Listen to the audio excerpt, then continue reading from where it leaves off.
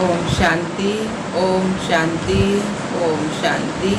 आज बाबा के 13-10-2023 के महावाक्य प्रातः मुरली। ओम शांति। बाप दादा मधुबन। बाबा ने कहा, मीठे बच्चे, जी बाबा धीरज रखो, अब तुम्हारे दुख के दिन पूरे हुए, सुख के दिन आ रहे हैं। निश्चय बुद्धि बच्चों की अवस्था धैर्यवत रहती है। प्रश्न दिया बाबा ने, किसी भी हालत में मुरझाइश न आए, इसकी सहज विधि क्या है? किसी भी हालत में मुरझाइश न आए, इसकी सहज विधि क्या है? उत्तर दिया बाबा ने, ब्रह्मा बाप का सैंपल सदा सामने रखो तो मुरझाइश नहीं आएगी ना। इतने ढेर बच्चों का बाप, कोई सपूत बच्चे हैं तो कोई कपूत, कोई सर्विस करते हैं, कोई डिस सर्विस करते हैं, फिर भी बाबा कभी मुरझाते नहीं ना, घबराते नहीं। फिर तुम बच्चे क्यों मुरझा जाते हो? तुम्हें तो किसी भी हालत में मुरझाना नहीं है। गीत आया है, धीरज धर मनुआ, सतयुग आया की आया, नए दिन नया युग आया की आया। ओम शांति। धीरज धर मनुआ मनुष्य को नहीं कहा जाता, मन बुद्धि आत्मा में है, यह आत्मा को कहा जाता है।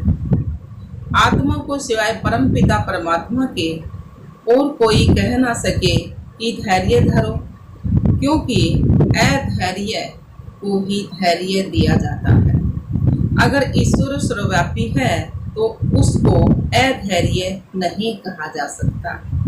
मनुष्य इस समय सब अधैर्य है, दुखी है, इसलिए धैर्य देने के लिए, सुख देने के लिए बाप आए। कहते हैं, अब धैर्य धरो। बाप के महावाक्य सिर्फ तुम्हारे लिए नहीं है, वास्तव में सारी दुनिया के लिए। सारी दुनिया आहिस्ते आहिस्ते सुनती रहेगी। जो सुनते हैं वह आते रहते हैं। सबका सतगति दाता, दुख हरता एक बाप ही है। यह है दुख की दुनिया। बच्चे समझते हैं अभी हमारे मुक्ति, जीवन मुक्ति के दिन व कलयुग पतित दुनिया से छुटकारा पाने के दिन। तुम्हारी बुद्धि में यह है, सो भी नंबरवार उत्साह अनुसार।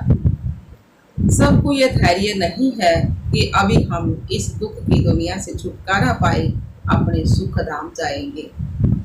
तुम बच्चों को भी सखाई निश्चय रहना चाहिए, हमारे सुख के दिन अब आ रहे हैं। अगर श्रीमत पर चलते रहेंगे तो इसमें आशीर्वाद व कृपा आदि की बात नहीं है। बाप बैठ समझाते हैं, बाबा बैठकर समझाते हैं। बाबा ने कहा ना, इसमें आशीर्वाद की बात नहीं है। बाप बैठ पढ़ाते हैं, सहज राजयोग, सहज सब राज्य योग सिखलाते। पढ़ाई को नॉलेज भी कहा जाता है। तुम बच्चों को श्रेष्ठ मत दे रहे हैं। पहले तो अटल निश्चय चाहिए, फिर कभी वह नीचे ऊपर नहीं हो सकते। गाते हैं, परवाह थी बार ब्रह्म रहने वाले की वह पा लिया, तो बाकी और क्या चाहिए? ये तो निश्चय है, उस बाप से स्वर्ग का वर्षा मिलना है, तो धैर्य पहले ही स्थायी मिल जाता है। यह है अविनाशी धैर्य। सर्टेन है, हम श्रीमत पर श्रेष्ठाचारी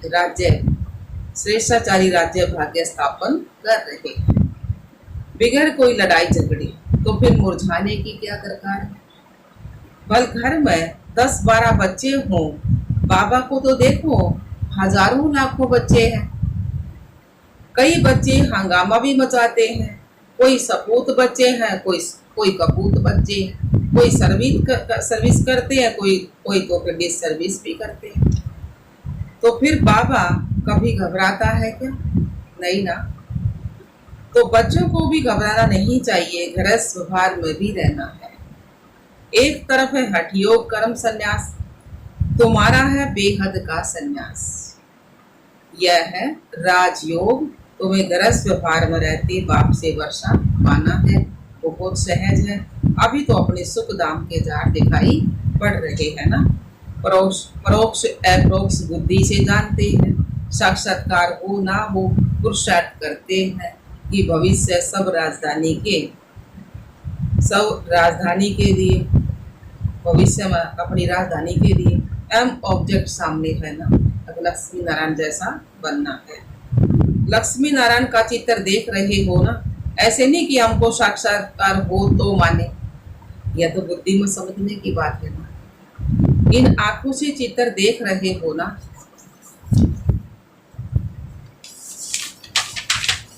इन आंखों से फिर भी यही देखेंगे, राजयोग है ना।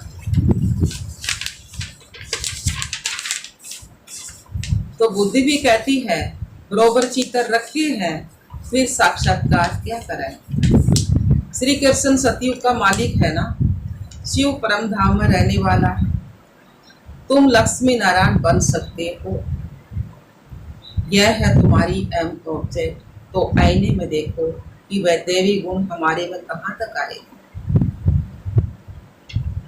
बाबा ने कहा, बाप धैर्य तो बहुत अच्छा देते हैं ना, अब बच्चे धीरे से डरो, सतयुग आया कि आया, नया युग आया कि आया। अब पढ़ना है राजयोग के लिए ज्ञान चाहिए, तो वह बाप दे रहे हैं। आईसीएस वालों को सबसे जास्ती नशा रहता है, वह बड़े तो बड़ा ऑफिसर बनेंगे, यूं तो धंधे व्यवहार में भी करोड़पति बन जाते हैं। बाबा फिर तुमको यह धंधा सिखलाते, सट्टा मट्टा का। तुम बाप को कोड़ियां देते हो, उनके एवज में बाबा क्या देते हैं, 21 जन्मों के लिए बाबा तुमको स्वर्ग का मालिक बनाते हैं। यह सौदागरी भी है तो पढ़ाई भी है, फिर सौदागरी से काम नहीं, वर्ल्ड की हिस्ट्री ज्योग्राफी का भी नॉलेज चाहिए ना। सौदर्शन चक्रधारी भी बनेंगे, सौदर्शन चक्रधारी भी बनना है। जितना पढ़ेंगे उतना ही उच्च पद पाएंगे। स्वर्ग का मालिक तो प्रजा नौकर जाकर भी होंगे। अभी भी सब कहते हैं ना भारत हमारा देश है, परंतु राजा और प्रजा में फर्क तो बहुत है ना। बाप कहते हैं जितना हो सके ऊंच से ऊंच पद पाओ, माता पिता समान पुरुषार्थ करो, मम्मा बाबा के समान पुरुषार्थ करो।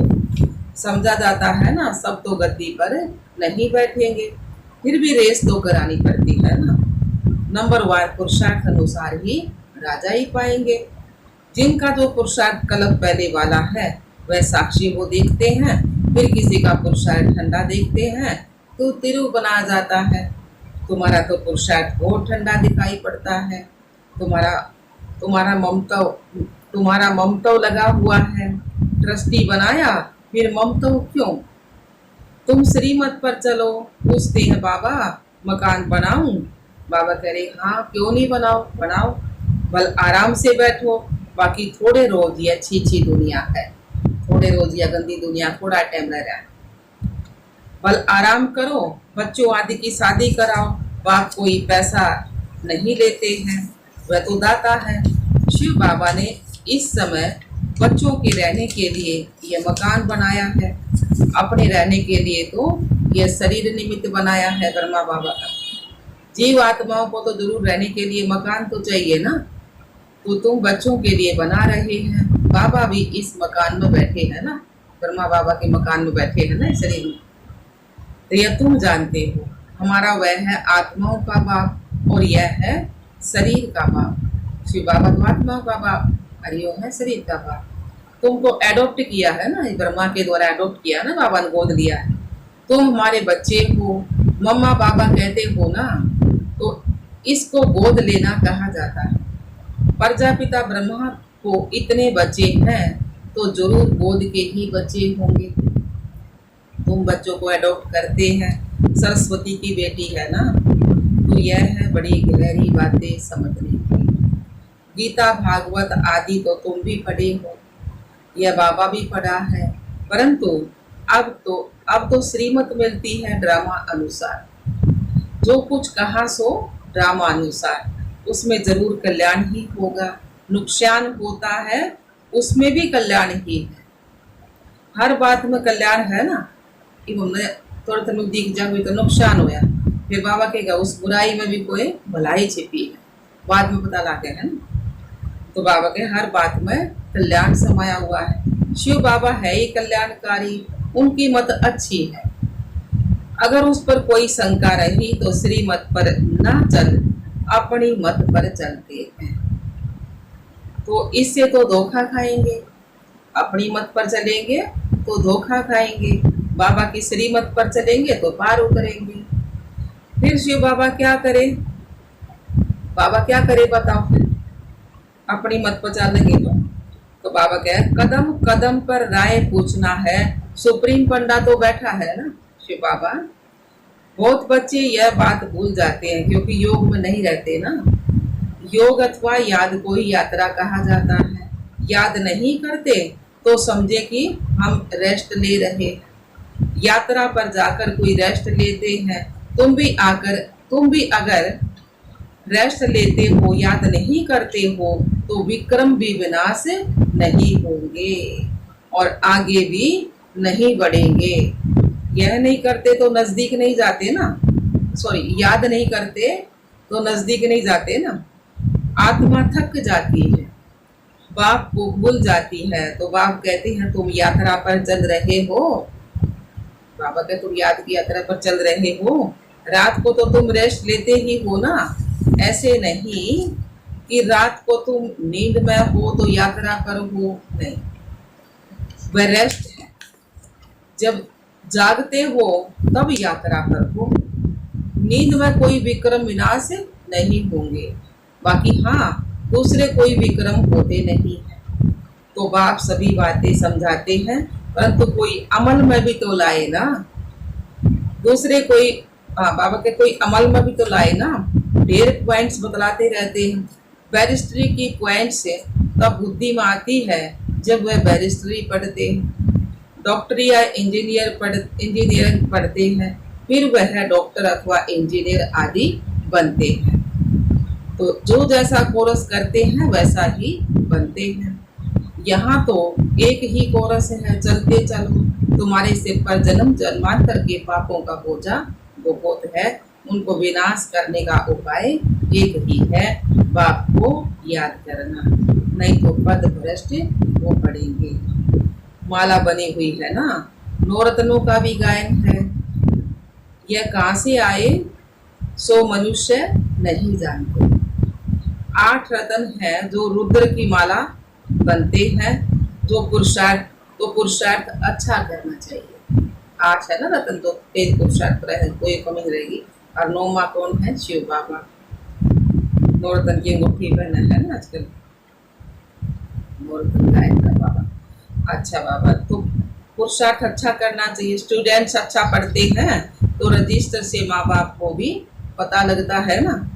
यहाँ तो बाप ही टीचर भी है, तो वही जाने ना, तुम पढ़ते ही हो बाप के पास, रजिस्टर का भी उनको पता पड़ता है। तुम भी अपने रजिस्टर को समझ सकते हो कि कहाँ तक हमारे में गुण है, मैं औरों को कहाँ तक आप समान बनाता हूँ। इतनी ताकत है, जो कोई सामने आए उसको शरीर खुला दे। कहा जाता है ना, हिम्मत ते मर्दा और मदद दे खुदा। तो बाप बहुत मदद देते हैं, तुम भी मदद देते हो योग की। बाप को चाहिए ही पवित्रता की मदद। सारी दुनिया को, सारी पतित दुनिया को पावन बनाना है योग बल से। जितना जितना जो योग की मदद देंगे ना, उतना बाबा खुश होंगे। यह बाबा के लिए मदद है, वह अपने लिए भी मदद है। तुम जितना पढ़ेंगे ना, उतना उच्च पद पाएंगे। जितना याद करेंगे उतना मुझे पवित्रता की मदद करेंगे। मैं आया हूँ पतित को पावन बनाने, पावन दुनिया के लिए। पतित और पावन यहाँ ही बनते हैं। वह तो है निर्विकारी दुनिया, गाते भी है ना, पतित पावन आओ। समझते नहीं कि पावन दुनिया किसको कहा जाता है। सीता को रावण की जेल से दुख से छुड़ाया, तो फिर सुख चाहिए ना। औरों को शांति बहुत मिलती है, सुख थोड़ा मिलता है। तुमको सुख भी बहुत मिलता है तो दुख भी बहुत मिलता है। पिछाड़ी में जो आत्माएं आती है ना, थोड़ा पाठ बजाए वापिस चली जाती है। बाबा ने कहा ना, सुख भी हम दो युगा में, सुख भी तीन युगा में लगा, सतयुग त्रेता द्वापर में, फिर दुख कलयुग में अंत में मिल है। तो बाबा के सुख भी मिलता है, दुख भी मिलता है। तो पिछाड़ी में जो आत्माएं आती है ना, थोड़ा पाठ बजाए वापिस चली जाती है ऊपर तक परम धाम तक। पिछाड़ी में कुछ आत्मा होंगी तो वे जल्दी ये पाठ बजा कर वापिस चली जाएंगी। तो एक दो जन्म भी लेते हैं। थोड़ा समय आया और यह गया, तुम्हारे तो 84 जन्मों की बात है। हम तो सतयुग गाने शुरू होंगे ना, शुरूते सारा राउंड चक्कर लगाओगे ना, तो उनकी एक दो जन्म की बात है। तुम 84 जन्मों को जानते हो, चक्कर को जानने से चक्रवर्ती राजा बनते हो। वे थोड़े ही बन सकेंगे, जो बात मांगोगे वे थोड़े ना बन सकेंगे। उनके लिए यह ज्ञान नहीं है, यह ज्ञान तुम्हारे लिए है। जिन्होंने कल्प पहले भी ज्ञान दिया है, वह अब तुमको पुरुषार्थ करना है। बाबा कहे ना, ये ज्ञान तुम्हारे लिए, जिन्होंने कल्प पहले ज्ञान दिया, अब तुमको पुरुषार्थ करना है। पुरुषार्थ का समय अभी है संगम युग पर, और तुम्हारे लिए ही पुरुषार्थ की बात है। देवी देवता धर्म बहुत सुख देने वाला है, इतना सुख और कोई दे ना सके। यह अनादि ड्रामा बना हुआ है, सभी को तो हीरे हीरोइन का पार्ट नहीं मिल सकता।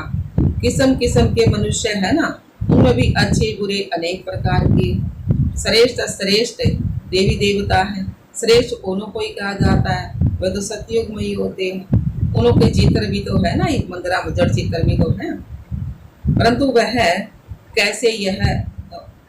वह कैसे बने यह नहीं जानते। कोई तो फिर कहते श्री कृष्ण हाजिरा हजूर है, भगवान भी हाजिरा हजूर है। इन सब बातों को तुम बच्चे समझ गए कृष्ण भगवान नहीं है, शिव भगवान। तो ये ऑब्जेक्ट बहुत अच्छी है समझाने के लिए। सबको निमंत्रण जरूर देना है। अखबार से सबको निमंत्रण मिल रहा है। अभी बाकी टाइम बहुत थोड़ा है। अब तक बच्चे यात्रा करते करते थक जाते हैं तो बैठ जाते हैं, माया के तूफान सहन नहीं कर सकते है ना। युद्ध के मैदान में माया तो जरूर पकड़ेगी। 5 विकारा का युद्ध है ना, युद्ध के मैदान में माया तो जरूर पकड़ेगी। रुस्तम से रुस्तम होकर लड़ेगी, जोर से तूफान आएंगे। फिर कहते हैं कि जब से ज्ञान में आया हूँ तो विघ्न बहुत पड़ते हैं। ज्ञान मना थे तो विघ्न का पता है ना थे। हम असामी बोले थे ना उस जब, तो अरे तो हमने पता लग गया ना, कोई विघ्न आया है तो हमने शांत रहना है। तो फिर कहते हैं जब से ज्ञान में आया हूँ तो विघ्न बहुत पड़े, धंधे में भी घाटा हुआ है। तो बाबा कहते ऐसे मत समझो कि ज्ञान में आए तब विघ्न पड़ते हैं, यह तो दुनिया में होता ही रहता है, इनसे डरना नहीं है। ये हमने पता लग गया नहीं विघ्न है ना। पहला तो उसने एक कई दो करे छोड़े थे ना, तो बाबा का इसमें डरना नहीं है। कभी शुक्र की दशा, कभी राहु की दशा, कभी किसकी दशा बैठती है, चलते चलते फां हो जाते हैं। राहु की दशा कड़ी होती है ना, तो माया खा जाती है तो काले का काला बन जाते हैं। माया थप्पड़ लगाए एकदम काला मुंह कर देती है। बाबा के बड़े विकार में गए तो काला मुंह हो गया ना, विकार में नहीं जाना ना, तो माया की भी जीत होगी। बाबा ने बताया माया थप्पड़ लगाए एकदम काला मुंह कर देती है ना, तो माया की जीत होती है। सिर्फ बच्चों की जीत हो फिर तो झट राजधानी स्थापन हो जाएगी ना। उस्ताद को भूल जाते हैं तो माया थप्पड़ मारती है। उस्ताद कौन है? शिव बाबा। उसको भूल जाए ना तो माया थप्पड़ मार दे। ऐसे रूहानी साधन को सजनी भूल जाती है, आत्मा रूपी सजनी। यह भी तो वंडर है ना। अच्छा जी बाबा। मीठे मीठे सिकलदे बच्चों प्रति माता पिता बाप दादा का याद प्यार और गुड मॉर्निंग। रूहानी बाप की रूहानी बच्चों को नमस्ते। हम रूहानी बच्चों की रूहानी बाप दादा को याद प्यार गुड मॉर्निंग, नमस्ते नमस्ते नमस्ते। हम बाबा के बच्चे सदा नमस्ते साथे। शुक्रिया मीठे बाबा, शुक्रिया। धारणा के लिए मुख्य सार बाबा ने सुना, योग बल से पतित दुनिया को पावन बनाने में बाप का मददगार बनना है। याद की यात्रा में रेस्ट नहीं लेनी है। ऐसी याद हो जो सामने वाला अपना शरीर भी भूल जाए। दूसरा पॉइंट है, श्रीमत में कभी भी शंका उठाकर अपनी मनमत नहीं मिलानी। भगवान की श्रीमत में अपनी मनमत मिक्स नहीं करनी है। श्रीमत में कभी भी शंका उठाकर अपनी मनमत नहीं चलानी है। हर बात में राय देते अब उसमें अपना कल्याण समझकर चलना। बाबा से राय ले रहे हैं साफ साफ बातों की। वरदान दिया बाबा ने, सहयोग की शुभ भावना द्वारा रूहानी वायुमंडल बनाने वाले मास्टर दाता भव। सहयोग की शुभ भावना द्वारा रूहानी वायुमंडल बनाने वाले मास्टर दाता भव। साथ दिया बाबा ने, जैसे प्रकृति अपने वायुमंडल के प्रभाव का अनुभव कराती है ना, प्रकृति जो है अपने वायुमंडल के प्रभाव का अनुभव कराती है, कभी गर्मी कभी सर्दी, वैसे आप प्रकृति जीत सदा सहयोगी सहयोगी आत्माएं अपनी शुभ भावनाओं द्वारा रूहानी वायुमंडल बनाने में सहयोगी बनो। वह ऐसा है, वह ऐसा करता है, यह नहीं सोचो। कैसा भी वायुमंडल है, व्यक्ति है, मुझे सहयोग देना है। दाता के बच्चे सदा देते हैं, तो चाहे मनसा से सहयोगी बनो, चाहे वाचा से बनो, चाहे संबंध संपर्क के द्वारा, लेकिन लक्ष्य हो सहयोगी जरूर बनना है। स्लोगन दिया बाबा ने, इच्छा मात्रम अविद्या की स्थिति द्वारा सर्व की इच्छाओं को पूर्ण करना ही कामधेनु बनना है। इच्छा मात्रम अविद्या की स्थिति द्वारा सर्व की इच्छाओं को पूर्ण करना ही कामधेनु बनना है। अच्छा, ओम शांति बाबा।